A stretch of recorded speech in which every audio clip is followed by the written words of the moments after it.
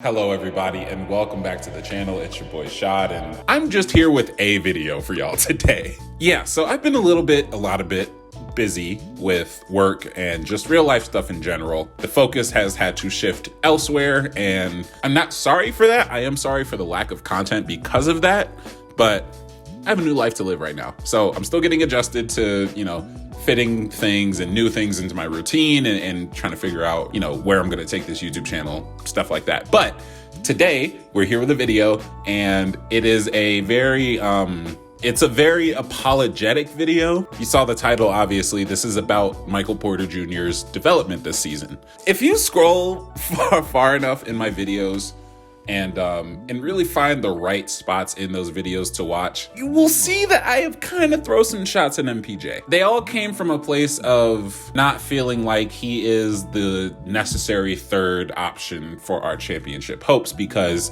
he couldn't dribble, he can't play make, he can't defend. The only thing he can really do is spot up shoot. That's where my criticisms and my, I would say, harshness came from, because I was pretty harsh on him. Throwing subliminals about, oh, it's time to trade him, let's go do a swap for someone that's going to offer us a little bit more and things like that. But as the season has gone on, he is showing little bits and pieces of actually developing. And that was another one of my issues, was that I didn't feel like he could be more than what he was right now, which is a 16-point, 40-point, 3-point shooter. And that's pretty much all he's offering you. That's what I thought his career and his development would be. Obviously, he's 24, he's so young. I'm pretty harsh with him.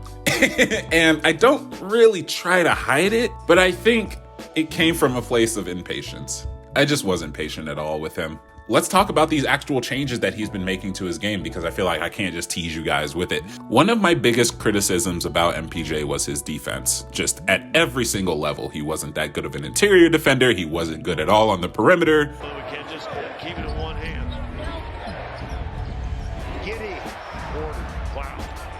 Off ball, he got caught lacking sometimes. In the pick and roll, he was stiff, couldn't get around screens. As the season has gone on and as the Nuggets defense as a whole has gotten more chemistry, starting to see him poke through as well, because the Nuggets have a very, very specific problem on defense: their interior defense and their help side interior defense.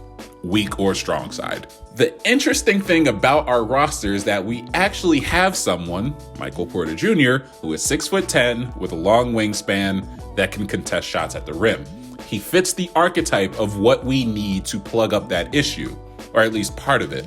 My issue was that he was taking up that space as someone who wouldn't fill that role. And now you can see, if you're watching Nuggets games, our 3-point rotations are a lot tighter now. Our rotations at the rim are a lot tighter now, which is a really big point of emphasis. We have MPJ, someone who adds so much length to our defense, finally able to make an impact on opposing shots. Whether that be blocking Chris Paul from behind on a jumper, or contesting someone at the rim by just putting your hands up and being in the right position, because you have the physical ability to not do that much but still make an impact on that side. Our biggest issue earlier in the season was that our help side defense was a lot of KCP, was a lot of Bruce Brown, was a lot of smaller players that couldn't really take advantage of the positioning that they got. We rotate all of them with MPJ, buys in a lot more on defense. You see the effort, you see the IQ going up for him. Now we have someone that can fill that role. And he's shown a couple of different plays. You will have seen a bunch of different Michael Porter Jr. defense clips because he's showing those signs. Now we know that he has been dealing with a lot of injuries for the entirety of his career, pretty much. Earlier in the year, he just looked very stiff. He looked like he didn't know how to move. Like when you caught him trying to get around screens, it was almost like he was a hunchback and doubling over, but not being really agile. So he was kind of just falling into the screen. And thank God that those things are slowly but surely disappearing for him. He is a big part of what we want to be as a team. You could argue that if you trade him away and get someone who's less shot dependent, more shots go to Jamal, more shots go to AG, more shots go to Bones.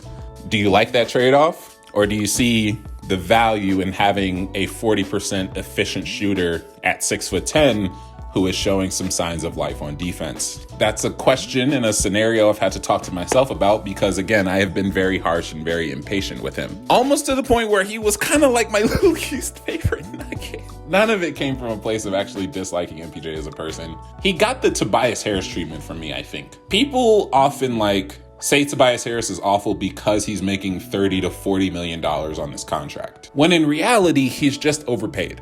That's all it is. I conflated Michael Porter Jr.'s contract with the actual skill that I should expect from him and the actual production that I should expect from him. I will no longer conflate the two. I now know and am starting to fully acknowledge that I cannot keep on making those two connect in this sort of way. It's not fair to him, and it leads to bad basketball discourse, I think, especially for me, and it leads to a lot of preemptiveness. So yeah, with that being said, man, everything else about Michael Porter Jr., his offense is nice. He's taking a lot more off the dribble mid-ranges. He's creating for himself a little bit more this year. He still has struggles, obviously, dribbling the ball and creating separation for himself, but because of the size and, being 6'10", he's taller than a lot of different people, so he can just go over top, similar to Kevin Durant, who doesn't have to get that much separation. He just has to get higher than you in the air.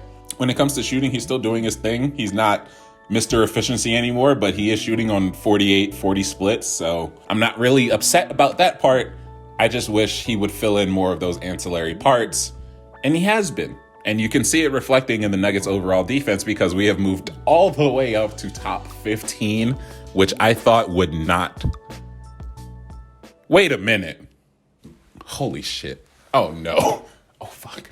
Oh no. There is a tweet on my Twitter account that has something to do with the Nuggets being a top 15 or top 10 defense by the end of the year. Yeah, December 6th, 2022. If the Nuggets prove me wrong this season and finish with a top 10 defense somehow, I'll do a one chip or ghost pepper challenge on camera.